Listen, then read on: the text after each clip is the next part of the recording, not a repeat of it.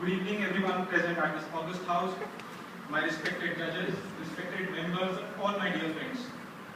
I, Parmeet Singh, stand before you to express my views on the topic India, challenges and opportunities ahead. To talk about India, I would like to begin with a few lines.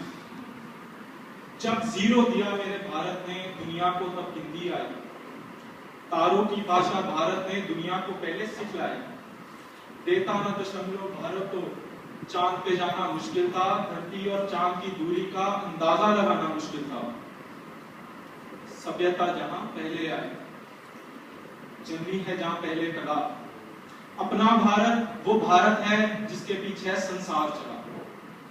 संसार चला और आगे बढ़ा, बढ़ता ही गया। भगवान करे ये और बढ़े, आगे बढ़े और फूले फले। These wonderful lines from Bharat Kumar in the movie Puram and Paschim truly testify the DNA of India. Today, standing in the 14th year of 21st century, all of us are looking forward, a billion of us are looking forward towards prosperity. India aspires that it shall be leader in every field that it enters in. The total quality management approach. Remember, India is going to be the only young country in this aging world, with almost 65% of its population below the age of 35. Yes, there are going to be a lot of challenges ahead of us, but we are also going to grasp a lot of opportunities. Opportunities of inclusive growth, opportunities of research and development, opportunities through innovation. Challenges ahead of us, challenges of women empowerment. Remember, 22% of our population is looking forward to us to raise it above poverty line. There are other challenges of a transparent government, the most important. Challenges of corruption, internal security, and terrorism. We'll talk about a lot of topics in this. I would like to begin with public notion. Ma'am, in 47, when my grandfather came from Pakistan, people were considered as liabilities, burden. But today, there's a traditional change in this mindset. People are considered as assets, as a human capital. Gradually, India is moving forward towards demographic dividend. Demographic dividend we mean new windows of opportunity that would open up when India, the nation as a whole, will develop. Fertility rate will fall down, there will be development of economy, development of human resources, and all this will be possible due to effective policy making and effective implementation of that policy and on good market performances. People will have good roads to go to the world. People will have lights to study at the night. People will have education. Only then we can achieve this demographic dividend. If we do not pay attention to this, please consider this population is going to be very difficult to handle in future. India will have a very critical point either to leverage its demographic dividend or to move forward toward demographic disaster. Next thing I would like to talk about is technology. 40 years back, computers were seen as something very intimidating, something that reduces jobs. But today, our country has a huge acceptance towards technology. We are in an economy which sells 8 billion mobile phones a month. Our mobile subscribers have reached almost 292.37 million users by May 2012. India sees technology as something empowering itself. Especially the infusion of internet in sectors like banking, telecommunication, e-governance have reduced a lot of redundant work. Advancements like internet, telecom revolution, low-cost broadcasting, social media was something inconceivable 2 decades ago. Moving forward, India today also looks forward very complacently to globalization. As Indian companies are moving forward in the world, going abroad, they are performing very well. Indians feel globalization is something that they shall participate a lot more in. Remember, a very important opportunity awaits India. That is collaboration of African countries. This collaboration of African countries is going to raise a huge demand of infrastructure, roads, railways, construction, and many other things. Tata has already set up 2 company units in Kenya. At the same this is also going to be important because as India will raise meat demand in African nation, it will draw a lot of currency to its nation that is beneficial to our unfavorable current account deficit. Another matter I believe India is upbringing itself in is deepening of democracy. Democracy has been a bottom-up process. Indians have very well now realized the power of having a voice, the power of living in an open-minded society. Democracy has been something embedded. Major problem India faces today is the attitude of our politicians. Well, I would not like to criticize much on it because it's a very negative process, but give us, be it UPA, NDA, Third Front, give us a government that is accountable to the people. At least that has transparency, that believes in development along with justice.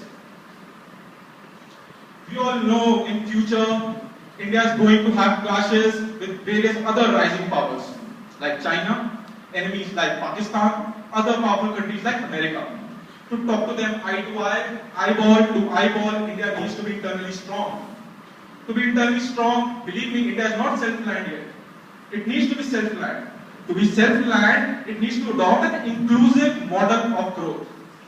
What is inclusive model of growth? Inclusive model of growth means growth where benefit reaches to every section of the society. Roads are built from where they are meant for.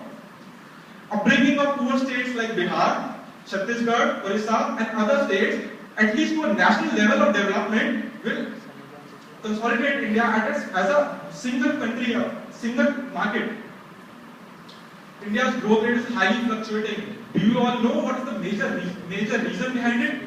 India's growth rate is dependent upon growth rate of only few developed states. I think the vision of India for growth shall be each state shall contribute at least a percentage towards GDP of the nation, the percentage of population that it holds. Bihar holds 8.9% of population of the country. At least it should give 10% of GDP contribution. Presently it is 2.2. It's very sad. But our governments also needs to look into this matter. Provide special status, special industrialization status to Bihar. There will be a lot of industrialization. All the mineral resources have gone towards Jharkhand. Government is not losing anything because presently there are no industries who will not pay taxes in future. Another thing, infrastructure. Infrastructure, due to our backgrounds, Gandhi being a pro-villager, Nehru saying that Delhi is a non-Indian city, our Indians' attitude of India towards infrastructure and development of cities has always been controversial. India never really gave priority to infrastructure. Just before Atal Bihari Vajpayee launched Golden Quadrilateral project. Today, we realize that even our city should look colossal. We realize cities are engines of creativity, cities are engines of innovation, cities are engines of development. In Section 3580 of Income Tax Act, government is promoting us, it's encouraging us to build new hotels, to build new hospitals, cold storage areas, warehouses, housing projects, etc. and providing up to 150% of capital subsidy. Well, there will be a lot of talk about moving forward in this India. But moving forward, and imagine taking along an ideology that is complicit, that is orthodox, will be the biggest disaster. Believe me, still caste system exists. There is still political preferences over religion. There is still blind faith. We had a recent example of Mr. Dolbekar being shot in Pune. Another very important sector of India, hard-working sector of India is labor. Do we know 93% of the labor sector is unorganized sector? They do not have social security, they do not have provident funds, they do not even receive the salary in banks. India is still a young country, it has good opportunity to devise a good labor reform, it has a good opportunity to devise a good old age pension scheme so that when all of us grow old, we do not have problems of entitlement.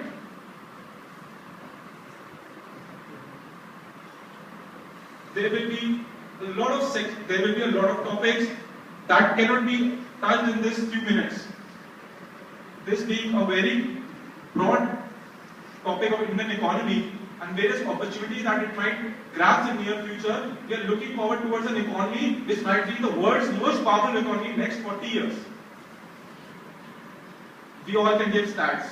We all can say India is 9th largest in this, India is 7th largest in this. But believe me, concentrating in TQM approach, total quality management approach, aspiring to be the leader in whichever field India enters in, like Japan did after Hiroshima and Nagasaki, will gradually and automatically improve India's ranks in every sector.